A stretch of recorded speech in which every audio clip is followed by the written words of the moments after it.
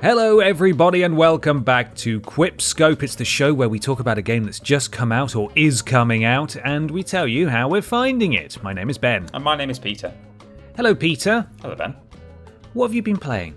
I've been playing the surprise remaster of Baldur's Gate Dark Alliance. Kind of came out of nowhere. I mean, looking at the feed of Black Isle, it looks like they have actually been talking about it for some time, but I don't think anyone really picked up on it until a week before it was being revealed, and then suddenly it was like, being released, and suddenly people were talking about it. So it's a PS2 classic, really. It's something that a lot of people will remember very fondly. We're talking about a hack and slash dungeon crawler RPG. It's kind of top down. Almost, I wouldn't say isometric, but it's that kind of angle. You know, it's third person, but from almost a bird's eye view. Kind of like Diablo, I think, is probably a good comparison. Okay, tell me a little bit about the original game then. I'm assuming you were a fan of it when it first came out. How many years ago? Probably close to 2 decades now. Yeah, I'm going to actually, just for correct information, I'm going to pull it up on Wikipedia while I talk to you. But yeah, I was a huge fan of this game. It was one of the games that I played with the mysterious Peter's Gamer Uncle that occasionally gets mentioned on the podcast. It had couch co-op, so that was fun. It was released, let me tell you, in 2001. We're going back 20 years. I suppose maybe it's sort of intentionally done as kind of an anniversary release. And there was a sequel as well, which was also very, very good. And it was left on a cliffhanger, both in the first and second games. And then the third game was never released, despite the fact that it appeared like it should be a third game in the trilogy. But it's much beloved, and for its time, in some ways was graphically quite cutting edge, actually. It's quite famous for its water sort of engine, physics engine, in that you can jump into a pool of water and the ripples are dynamic and they actually bounce off the edges of the pool. And for 2001, that's really quite something. You know, people will, if either you or enemies are running through water, you'll leave like a wake that will bounce out and ripples will interact with each other, and it was really quite impressive, this water alone. So it's now been released as a remaster, and it's available on PlayStation 4, Xbox One, and is backwards compatible as well on PlayStation 5, and I imagine Xbox Series X as well. I'm sure it must be. And Nintendo Switch it's also available on. So in the game, you play as one of 3 characters. There's a dwarven warrior, a human archer, and an elven sorceress. They all have their own skills that you can unlock and you do different spells and abilities. They've got certain strengths and weaknesses. For example, I believe the elven sorceress can't wear certain kinds of armor, whereas the warrior can do. So you choose one of these 3 characters, and you arrive in Baldur's Gate, which is a city in the Forgotten Realms branch of the Dungeons and Dragons universe. So it's a Dungeons and Dragons game. And when you get there, you are mugged in the street immediately on arrival. It's not a nice welcome. No. And you take shelter in the Elf Song Tavern, which is, it's right next to you when you wake up. So it's kind of the logical place to go. And when you get there, it starts out, this game is almost, it's a bit stereotypical Dungeons and Dragons kind of game, in that the first quest that you're given is, please can you go and clear out some rats in my sewer, in my cellar, sorry. And then from the cellar, you kind of go a bit further and there are goblins that need killing. They're not actually goblins, they're kobolds, but they're essentially goblins. And like halfway through the game, you fight a dragon. And, it's quite on the nose in terms of fantasy tropes. But as long as you're not kind of wanting something that's really going to break the mold and do interesting things in the fantasy genre, that's not really going to bother you, I don't think. So that's the kind of the opening to the story is, you get mugged and you're after the thieves who've taken all your stuff. You want revenge. You want to get your belongings back.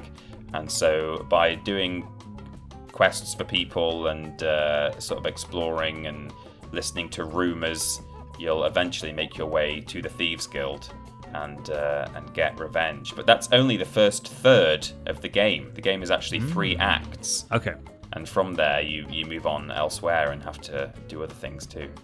Nice. So you say it's much beloved. There's obviously been a lot of debate over the past, I'd say maybe 5 years, about the volume of remasters and remakes in the wild. Obviously, this is a remaster, so it's essentially been upscaled and spit-shined rather than properly remade. How does it look compared to... I mean, I don't know if you... A lot of people sort of have nostalgic goggles, and when they play these things remastered, it's like, it's just like how I remember. But then you go back and play the original one, it's muddy and blurry. So I don't know if you have a great frame of reference, but how does it look now? How does it play now? Have they made many changes?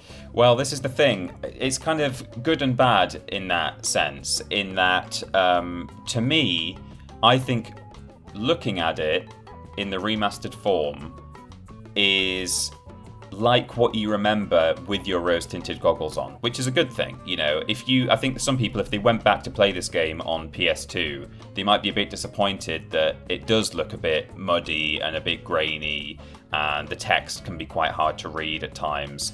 So now, if you go and play this remastered version, it actually plays like what you want the old one to play like. So you avoid disappointment in that sense. That's a good thing. On the other hand, that's about as far as it goes in terms of the remaster. It really is just a spit shine, and it doesn't really they don't break the bank on this and go wild. In fact, they've actually removed a couple of aspects from the game. There used to be a few cheat codes, which, Cheater Austin was a big fan of those, where you could get, loads of money and like infinite skill points to make yourself a cool character. There are unlockable. There've always been unlockable characters in the game. I'm assuming they're still unlockable in this version. You normally get them by completing the game on like hard mode or extreme mode, and it's classic characters from the Forgotten Realms world. For those who are in the know, a character called Drizzt, who's been in other games as well. I don't know much about him, but he's there. He's available. And you could unlock those as well with the cheat codes early if you just wanted to have fun and not have to play the game on extreme difficulty. They've gone out of their way to remove those cheat codes for some reason. But there aren't, as far as I'm aware, there aren't trophies available for this game. So I don't know why. Oh, really? Yeah. I was going to say, I'd have to imagine that would maybe be the reason. But GTA allows for that, doesn't it? It just disables them. Yeah, but it doesn't seem to be that is the reason. There's no trophies to unlock, so I don't know why they have removed the cheats. Also, it was a bit of a roller coaster, this game, in the, as I say, going way back, the third game in the trilogy was never released, so that was a disappointment. And then out of nowhere, there was this good news: hey, we're releasing a remaster of Dark Alliance. This in the wake of the fact that a game called, what are they calling it? Is it just called Dark Alliance, or is it just called? It's not just called Baldur's Gate, but anyway, there's a spiritual successor to this game that's sort of the third game, but absolutely not the third game at all, because it plays completely differently, that is in the works right now. So that was a good bit of news. And then, as I say, they announced this remaster. It was very exciting. And then, before the game was actually made available, I started to look at some of the footage that was available, and I thought, I'm not sure about this. It looks like it's really just been kind of plopped out, and they've not really done anything to it. They've up-resed some of the textures, the text looks better, and that's kind of it. So I was almost, despite being optimistic at first, I was going into this thinking I was going to be disappointed. And then when I played the game, that wasn't the case. I think it looks, as I say, it looks like what you want it to look like if you played the game back in the day. And really the only things that I think let it down are the fact that as I say, the cheats have been removed for no reason. I don't know why that was done.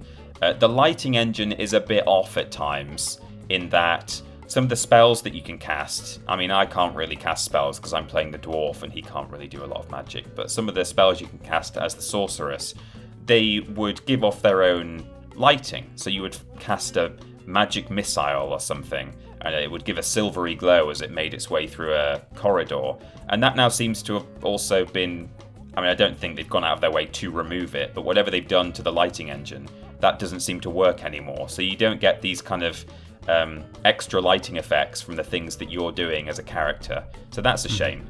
And also I've had just a couple of very occasional minor but weird glitches where I've been pushing like a barrel around the room or something, and suddenly within one frame I've gone too close to a wall and it's disappeared, presumably on the other side of the wall, and it's just gone forever, which is fine because they're just containers that you smash open and there's like a couple of coins inside or whatever. But I never had that with the original game, and now on PS5 the barrels will occasionally move through a wall. So on the whole, I think that if people played this game in 2001 or subsequent years and enjoyed it a lot and have always wanted to go back to it, I think this is pretty much spot on for that. You will enjoy replaying this from a nostalgic point of view, and it will be as you remember it, even though the way you remember it is not actually accurate. So that's all good. For people who haven't played this, I think you'd have to be a fan of the genre, quite a big fan of the genre, a Diablo fan perhaps, and because it can be a bit grindy and it's very hack and slash. It's really, you get hordes and hordes of enemies that you have to really grind your way through. Now, I'm not saying that as a complaint. I enjoy it. I'm really having a good time with this game. I put as much time into playing this game this week as I have into Resident Evil 8. So, I mean, that alone says, that's not a bad thing. But certainly, it's not going to be for everyone, because it's like £25-30, something like that, which is quite a lot, really, for a game this old. But that's my advice. I think make sure you know what you're letting yourself in for if you've not played the original. And the looting as well that's the most rewarding thing. There's constant weapons and armor and coins being dropped, and it is quite. It gives you a little rush, I think, when you see a glowing sword fall out of an enemy and go, "Oh yeah, that's great. I'll use that or sell it, whatever." So there's a lot to be said for this game, but I advise caution to those who aren't fans. Okay. Yeah. Nice. Baldur's Gate. Yeah. More like Baldur's Late, because it's been 20 years. He's only just made it to last gen consoles. Whoa, easy. Don't be so sarcastic. I'm not holding back. More like Baldur's Gate Dark Alliance, more like Baldur's Gate Snark Alliance with what you just said there. Bloody hell. Complaining about how long it's been. Jeez. God, he took my head off with that retort. Yeah, I know. Good lord, I can't fire back at that one. Well, don't do it. I won't. Watch me.